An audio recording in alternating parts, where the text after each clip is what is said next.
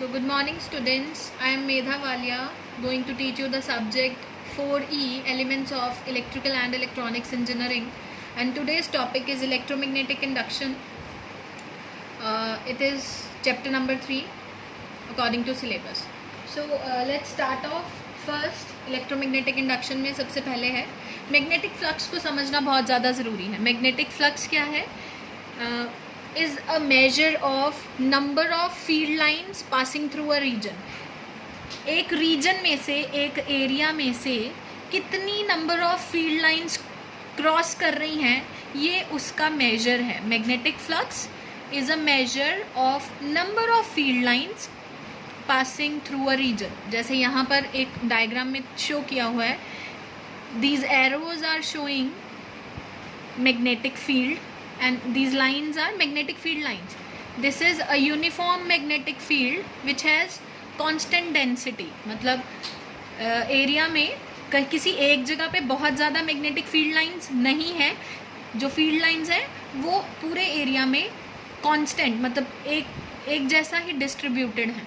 ठीक है, डेंस नहीं है, कहीं पर भी डेंसिटी ज़्यादा नहीं है, मतलब बहुत ज़्यादा मैग्नेटिक फील्ड लाइंस किसी एक एरिया में नहीं है. सो इस डायग्राम में दो रीजन्स दिखाए हुए हैं, area A and area B, और रीजन ए और रीजन बी. ठीक है, सो हम मैग्नेटिक फ्लक्स को जो मेजर करते हैं is in terms of weber. W से रिप्रेजेंट करते हैं. It is a vector quantity, क्योंकि डायरेक्शन ऑफ फील्ड लाइंस, ठीक है, हमें मैग्नेटिक फ्लक्स से पता चलता है. सो अब यहाँ पर इस डायग्राम में क्लियरली पता चल रहा है कि ये जो यूनिफॉर्म मैग्नेटिक फील्ड है, इसमें जो मैग्नेटिक लाइंस हैं वो एरिया ए में से सिर्फ 3 ही क्रॉस कर रही हैं और एक एरिया बी में से 6 मैग्नेटिक फील्ड लाइंस क्रॉस कर रही हैं. So it is clear that the number of field lines passing through larger region B is greater than the smaller region A. इसका क्या मतलब है कि greater flux is flowing through B than area A. ठीक है, कितना flux cross कर रहा है किस एरिया में से. सो हम इस डायग्राम को देख के क्या बोल सकते हैं कि बी रीजन में से ज़्यादा फ्लक्स, बी रीजन के अंदर ग्रेटर फ्लक्स है देन द रीजन ए. ठीक है, so let's move on to our second slide.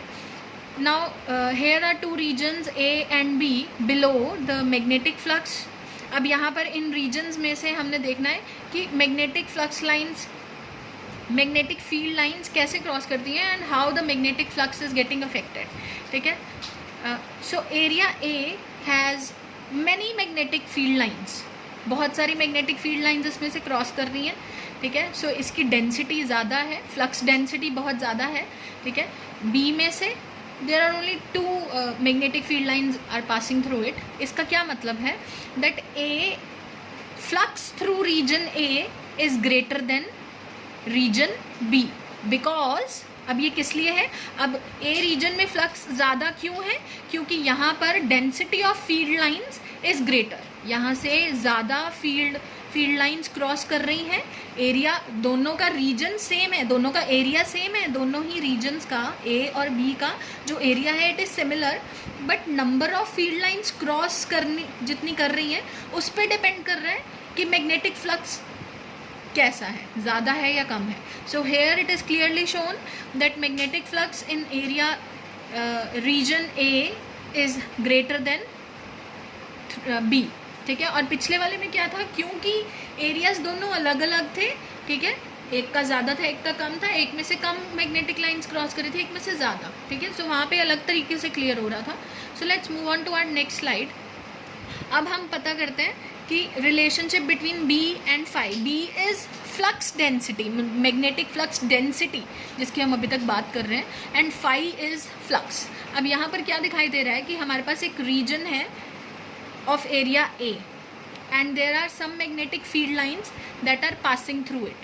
ठीक है, so if magnetic field is perpendicular to a region A, एक एरिया के से perpendicular हो magnetic field lines and the flux density is B, अगर flux की density B होती है then the flux phi of that region, वो formula क्या होगा फ्लक्स कैलकुलेट करने का?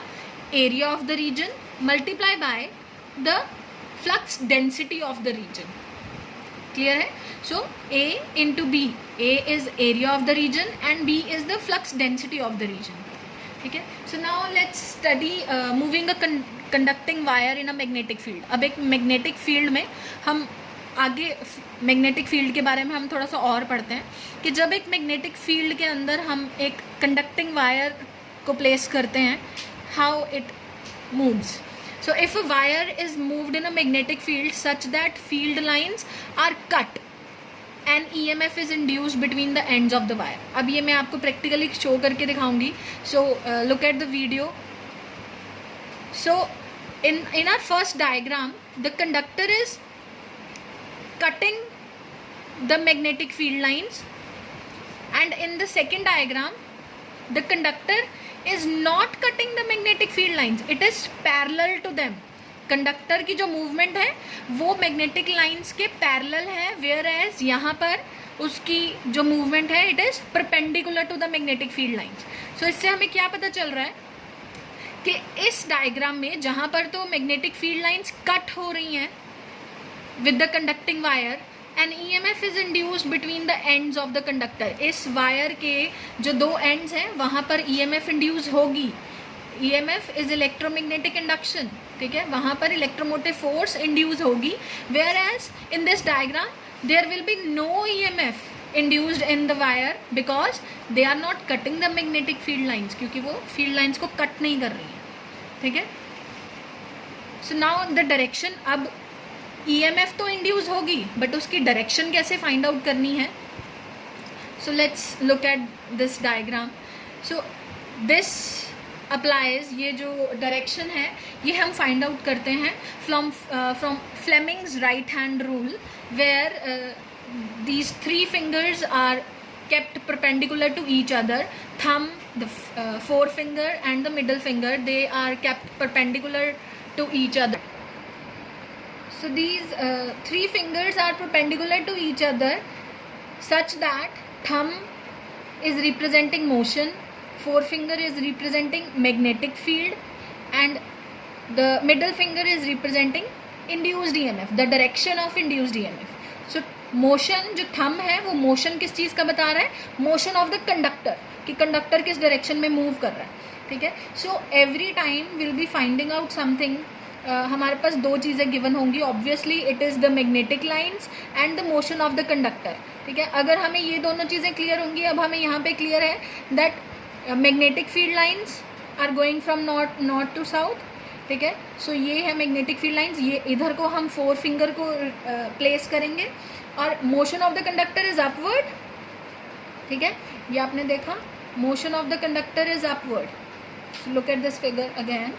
ठीक है. So direction of the induced EMF will be inside the conductor, is along the conductor. ठीक है. So let's study it more. Let's go through it. The direction of the induced EMF in a closed loop. अब एक ये closed loop है, square shape में हमने closed loop लिया है. So the EMF induced drives a current. अब क्योंकि ये closed loop है, जो भी EMF induce होगी इसके अंदर वो एक करंट मतलब ड्राइव करेगी थ्रू द लूप. इसके अंदर एक करंट सेटअप हो जाएगा इस लूप के अंदर.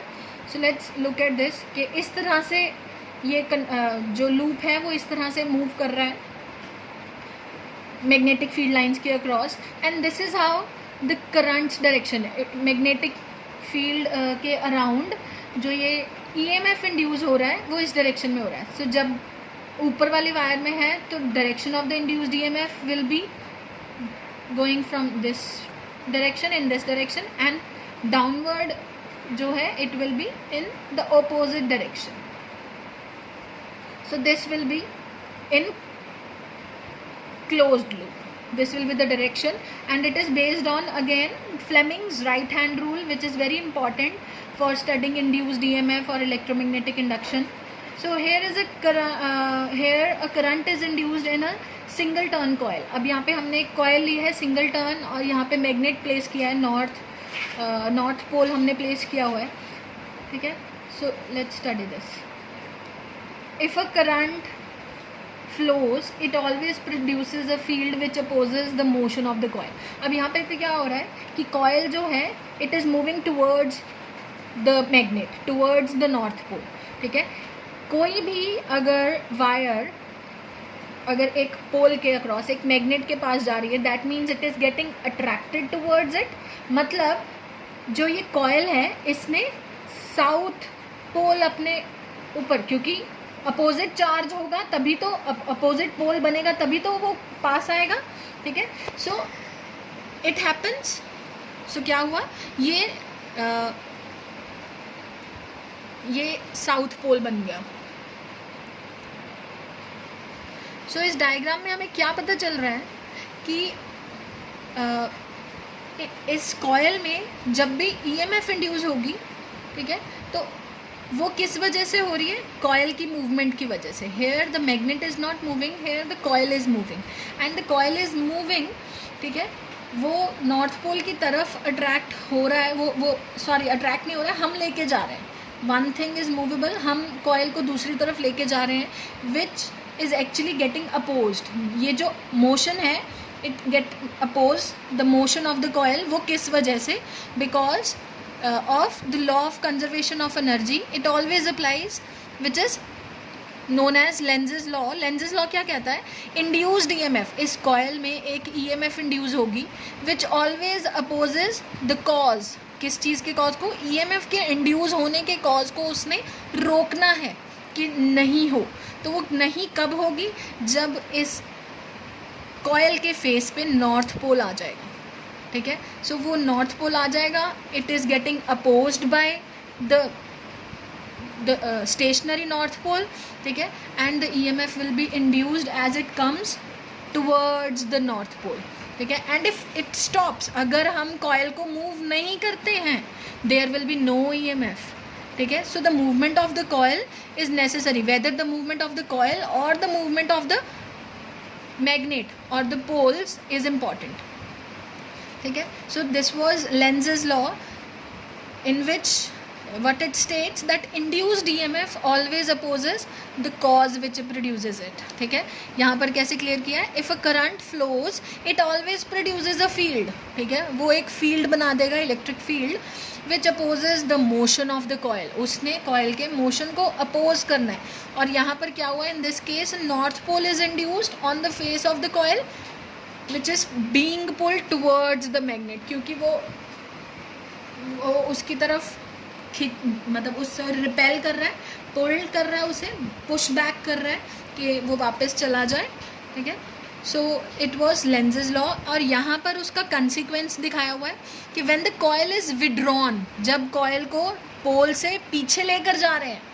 ठीक है, सो क्या हो रहा है, जब इस कॉयल को हम पीछे लेके आ रहे हैं, a south pole is produced to oppose the motion of the coil. अब अगर इस पे साउथ पोल आएगा, साउथ और north they are getting attracted, उनको जुड़ना चाहिए, बट कॉयल को हम पीछे लेके आ रहे हैं, तो वो हम अपोज, वो अपने आप ही अपोजिशन हो रही है मोशन ऑफ द कॉयल की. The coil wants to get closer to the pole, but we are actually moving the coil. So with that, south pole is getting induced at the face of the coil. So look at this.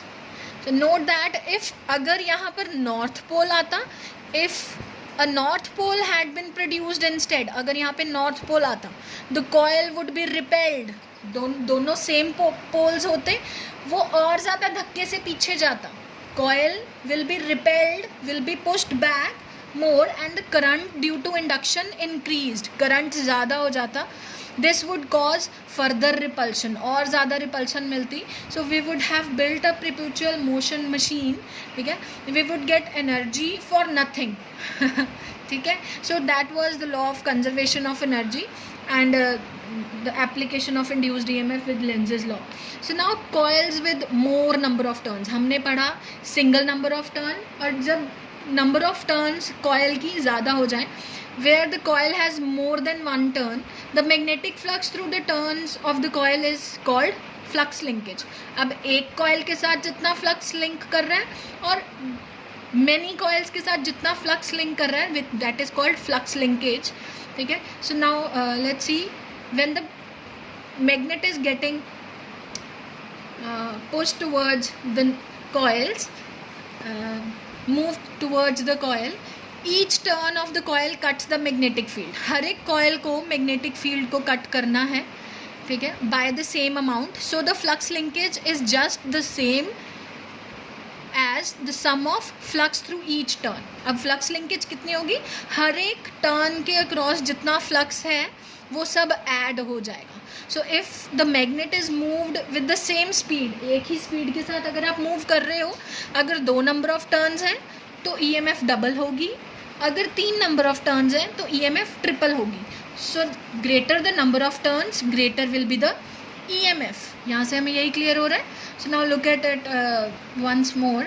So यहाँ पर क्या हो रहा है, एक magnet ने उसे cross कर लिया है, कॉयल को, नंबर ऑफ कॉइल्स को उसने क्रॉस कर लिया, ठीक है. सो क्या हुआ था, north pole induced at the top of the coil. अब ये कॉयल के यहाँ पे नॉर्थ पोल इंड्यूस हुआ क्योंकि अपोजिशन होनी है, इधर नॉर्थ पोल है, इट इज़ गेटिंग अट्रैक्ट. हम मैग्नेट को इसको पास लेके जा रहे हैं तो इधर नॉर्थ पोल आएगा विच मस्ट बी अपोज, तो ये सही है, ठीक है. और जब उसे हमने क्रॉस करवाया, north pole induced at the bottom of the coil on leaving. और यहाँ पर भी क्योंकि यहाँ पर साउथ है तो यहाँ पर जब वो बाहर निकल रहा है तब भी यहाँ पर नॉर्थ पोल ही आना है क्योंकि नॉर्थ ही पहले बाहर निकल रहा है, ठीक है. So here look at it this way. So the direction of the EMF is reversed as the induced poles of the coils are reversed. जैसे ही कॉइल्स के जो पोल्स हैं रिवर्स हो जाएंगे, डायरेक्शन ऑफ EMF भी रिवर्स हो जाएगी. The bar magnet is accelerating, so the rate of flux is cutting is higher as the magnet leaves the coil, ठीक है. इसीलिए जो लार्जर एम्पलीट्यूड है EMF का, वो सिर्फ शॉर्टर पीरियड ऑफ टाइम के लिए आ रहा है क्योंकि वो जो एक्सेलरेशन है बार मैग्नेट का वो इंस्टेंट है एंड वो किस पे डिपेंड कर रहा है, rate of flux cutting. Now let's study Faraday's law of electromagnetic induction, जिसमें ये रूल काफ़ी अच्छे से अप्लाई होता है. सो फैराडे ने सबसे पहले उसने अपने 2 लॉज दिए हैं. Faraday's has explained 2 laws. So first law of Faraday, it states that whenever the magnetic flux linking with any coil changes, an EMF is induced in the circuit. So वो जो EMF है, it will be always the EMF induced in the coil depends on the rate of change of flux through the coil, ठीक है. So rate of change delta phi by dt, ठीक है. So यहाँ से clear हो रहा है, the faster the flux changes greater will be the, जैसे फ्लक्स की जो चेंजिंग है वो ज़्यादा होगी तो जो EMF है वो भी ज़्यादा होगा. faster the flux changes greater will be the EMF induced. So another law, second law, Faraday ने क्या दूसरे तरह से क्या एक्सप्लेन किया, then the EMF induced is proportional to the number of turns of the coil. ये हमने पहले भी एक्सप्लेन किया है कि अगर एक कॉइल होगी EMF will be proportional to that coil. अगर नंबर ऑफ टर्न्स कॉइल के ज़्यादा हैं, सो EMF किस पे डिपेंड कर रही है, नंबर ऑफ टर्न्स पे, number of turns of the coil, N. We show the number of turns with capital N.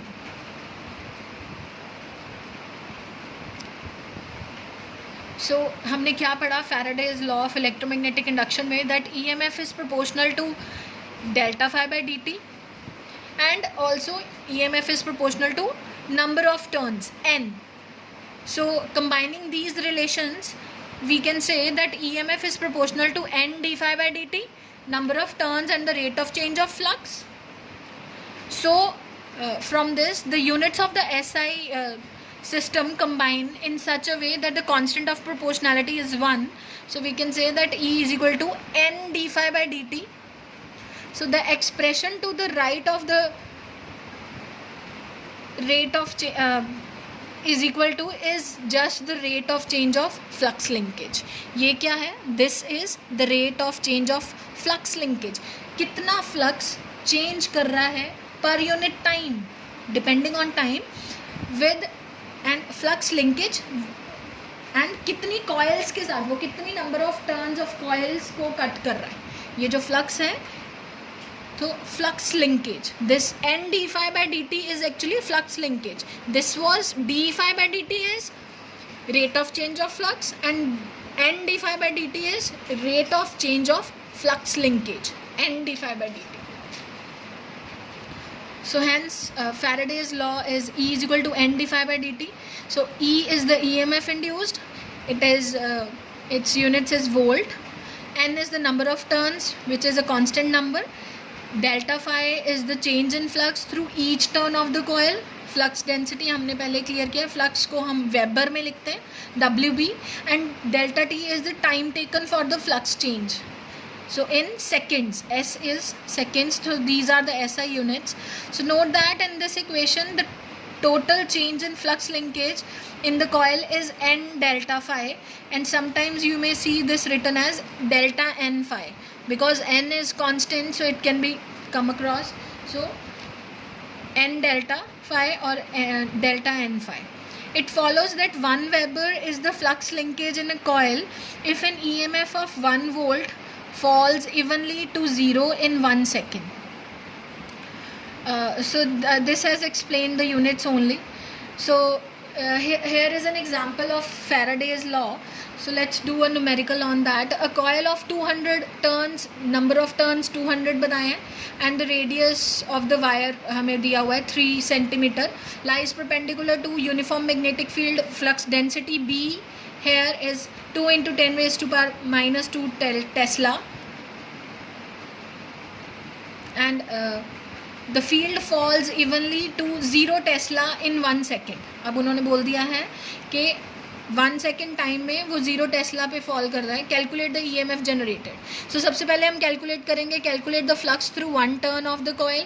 ठीक है. So flux is equal to B into A. हमें फ्लक्स डेंसिटी पता है 0.0 T tesla and area is 3 centimetre. तो हमने उसको metres में change करके एरिया निकाल लिया है. So this was given. Flux हमारे पास आ गया है 6 into 10 raised power minus 4 Webers. ठीक है. That was flux density in Tesla and this is flux in Webers. So now second point हमारा है कि नाउ अप्लाई Faraday's law और हमें EMF induce, calculate the EMF generated. So N d phi by dt and number of turns is 200. So 200 into हमें निकालना है the field falls evenly to 0 Tesla in 1 second. हमें time बता दिया उसने, 1 second में वो 0 टेस्ला पे फॉल करता है. सो 200 number of turns phi and T. So this comes out to be this, and this minus sign shows this applies because of Lenz's law, क्योंकि this EMF is being induced in it and ये oppose करती है हमेशा अपने cause को. That is why this minus sign has been shown here. So ई actually यहाँ पर हम इसको इसी तरह से एक्सप्रेस करते हैं that E is equal to minus N d phi by dt, where the minus और the negative sign is the direction of the induced EMF. It shows the direction of the induced EMF. So this is how you do some numericals. This is an example of Faraday's law. And thank you students. Kindly go through the video, and if you have any queries you can contact me on my WhatsApp number. So make notes for sure. Thank you.